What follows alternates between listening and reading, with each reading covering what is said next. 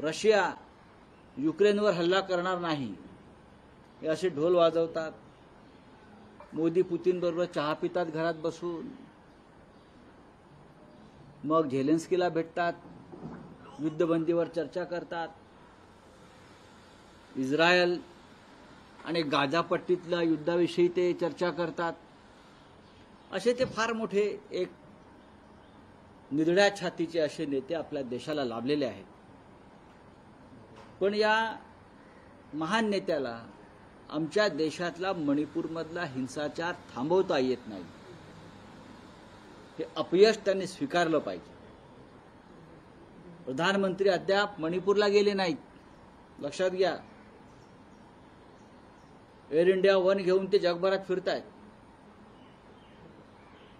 पुऱ्या जगात फिरतायत संपूर्ण. पण मणिपूर पेटला, या देशाचा एक भाग अशा तऱ्हेने पेटलेला आहे. रॉकेट हल्ले होत आहेत, ड्रोनने हल्ले होत आहेत, नेत्यांना मारलं जात आहे, महिलांची इज्जत बेअब्रू केली जाते रस्त्यावर, विद्यार्थ्यांवर गोळीबार होतो आहे, बॉम्ब हल्ले होत आहेत. गृहमंत्री मुंबईत येत आहेत, अमित शहा राजकीय बैठका घेत आहेत, निवडणुकांची तयारी करतायत, सर्व काही करतायत. आमच्यावर टीका करतायत, मोदीही बोलतायत. मणिपूरवर कधी बोलणार? मणिपूरवरती कधी ॲक्शन घेणार हे सांगा. का तुम्हाला मणिपूर आपल्या हातातून घालवायचं आहे? आता पंडित नेहरू नाही आहेत नेहरूंवर दोष द्यायला. आता तुम्ही साधारण 11 वर्ष आपण सत्तेवर आहात आणि मणिपूर ज्या पद्धतीनं पेटलंय, मणिपूरची अवस्था ही ज्या काळात काश्मीर पेटलं होतं त्याच्यापेक्षा भयंकर आहे. आणि मोदी आणि अमित शहा या संदर्भात एक अक्षर बोलायला तयार नाही. याचा अर्थ या देशाच्या जनतेनं काय घ्यायचा? मोदींनी मणिपुरात जावं युक्रेनला जाण्यापेक्षा, युक्रेनच्या युद्धभूमीवर जाण्यापेक्षा आणि जगाला ते असा एका हिरोसारखा अशी ॲक्शन दाखवण्यापेक्षा मणिपूरला जाऊन आपल्या देशाचा काळजाचा तुकडा येतो तिथे जा जरा, नाही तर राजीनामा द्या. सर, मणिपुर को लेकर सबसे पहले आपने ही सवाल उठाया था, आपकी पार्टी ने कहा था कि प्रधानमंत्री और होम मिनिस्टर क्यों नहीं जा रहे मणिपुर, और अभी भी मणिपुर में इसी तरह के हिंसा. कल देश के गृह मंत्री 2 दिन से मुंबई में बैठे, राजनीति कर रहे, यहाँ वहाँ घूम रहे हैं. मैं ये नहीं कहता कि मुंबई में नहीं आना चाहिए लेकिन देश की जो हालत है मणिपुर में, तो सबसे पहला काम गृह मंत्री का होता है मणिपुर में जाकर बैठे. यहाँ लालबाग के राजा में गए और गए, वहाँ गए, राजनीतिक बैठकें ली, चुनाव की तैयारी का जायजा लिया, सब कुछ किया. लेकिन मणिपुर की जो इंटरनल सिक्योरिटी है पूरी तरह से खत्म, उद्ध्वस्त हो गई है. हाँ, रॉकेट के हमले हो रहे, ड्रोन से हमले हो रहे, बॉम्ब के हमले हो रहे, ये तो युद्ध स्थिति है. ऐसे में देश का गृह मंत्रालय, वो आपके कौन आए हो, नेशनल एडवाइजर सिक्योरिटी, हाँ, जेम्स बॉन्ड, वो कहाँ है? वो यूक्रेन का युद्ध खत्म करने के लिए जाएंगे, अब इजराइल में जाएंगे. मोदी जी यूक्रेन और रशिया का युद्ध बंदी के लिए बहुत मेहनत कर रहे हैं. यूक्रेन में चले गए, युद्ध भूमि पर क्या फोटो आए, युद्ध भूमि पर मोदी चल रहे हैं. मणिपुर की सड़क पर चल के दिखाइए, मणिपुर के सड़क पर देखिए क्या हो रहा है. खुलेआम गोलाबारी, खुलेआम तोहफे चल रही है, बंदूकें चल रही है, बच्चों के ऊपर गोलियां चल रही है. हाँ, राजनीतिक जो लीडर है उनके ऊपर हमले हो रहे हैं. और देश के गृह मंत्री, देश के प्रधानमंत्री जो विश्वगुरु है, हाँ, जो अपने आप को ईश्वर का अवतार मानते हैं, भगवान मानते हैं, भगवान चुप बैठा है, लाशें देख रहा है, लाशें गिन रहा है. ये क्या है? उसका जवाब है कोई इस सरकार के पास? और उसके लिए जिम्मेदार अगर कोई होगा इस बार तो नीतीश कुमार और चंद्रबाबू नायडू, ये 2 नेता इसके लिए पूरी तरह से जिम्मेदार है, जिसने ये घटिया लोगों के हाथ में देश सौंपा है।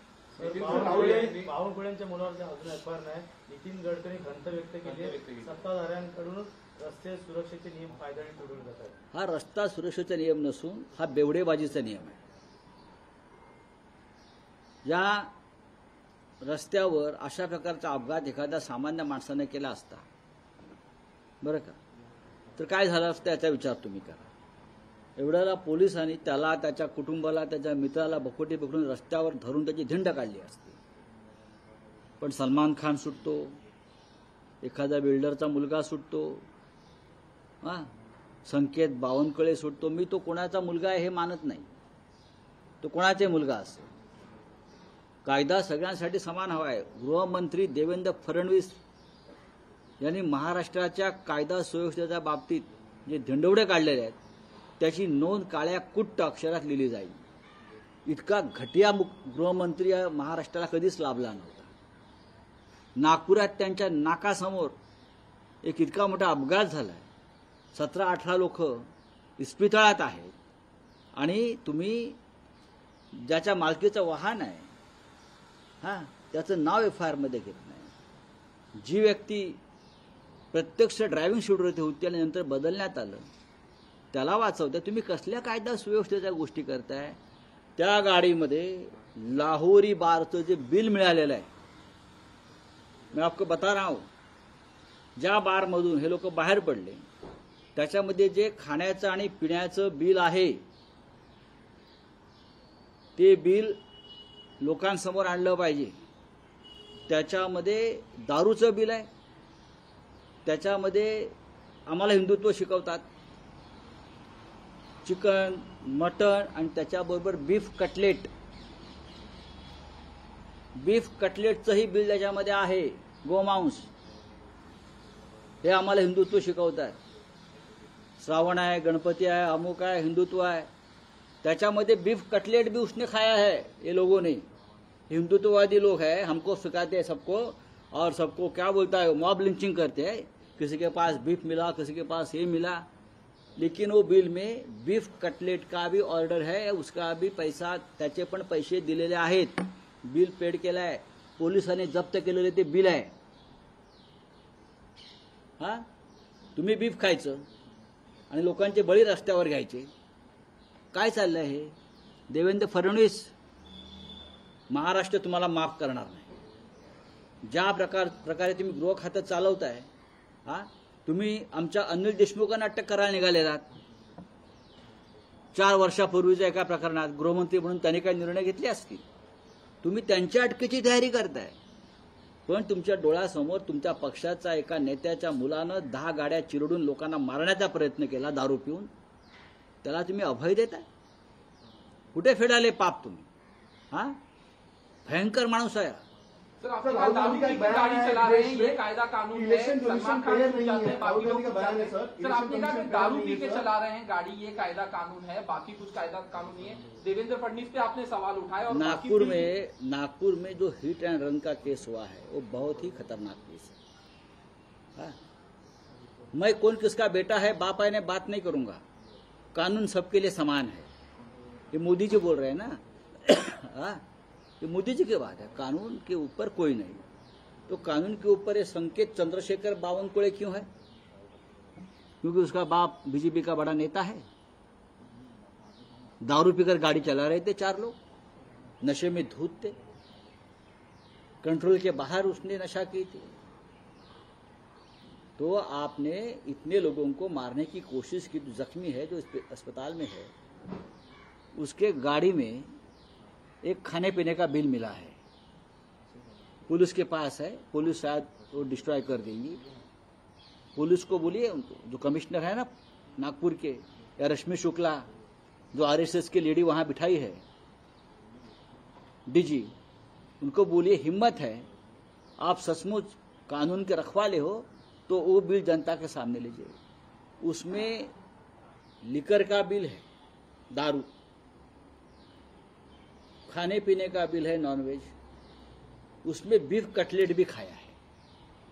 मैं ये नहीं बोल रहा हूं किसने क्या खाना चाहिए नहीं खाना चाहिए. बीफ कटलेट खाया है, हमको सिखाते क्या खाना चाहिए क्या नहीं खाना चाहिए। बीफ रखना और बीफ खाना, उसके वजह से आप सड़क पर लोगों का मॉब लिंचिंग करते हो, ट्रेन में मॉब लिंचिंग करते हो मुसलमानों का और आपके बिल में बीफ कटलेट का जिक्र है। उसके बारे में भारतीय जनता पार्टी को हिसाब और जवाब देना पड़ेगा। आप सब कुछ करते हो और दूसरों को जान देते हो। अनिल देशमुख के बारे में हाँ, और ये कौन है? इतना घटिया गृह मंत्री इस राज्य को इतिहास में नहीं मिला है। आप हमारे अनिल देशमुख जी को अरेस्ट करने की तैयारी चल रही है। क्यों? गृह मंत्री होते हुए कुछ निर्णय लिया होगा, कुछ कार्रवाई का आदेश दिया होगा, तो केस सीबीआई के पास। आपके सामने नागपुर में, आपके नाक के सामने एक नशेड़ी ग्रुप ने, युवा ने 10-10 कारों को कुचलकर 20 लोगों को अस्पताल में भर्ती करवाया है। अब तक एफआईआर में उसका नाम नहीं।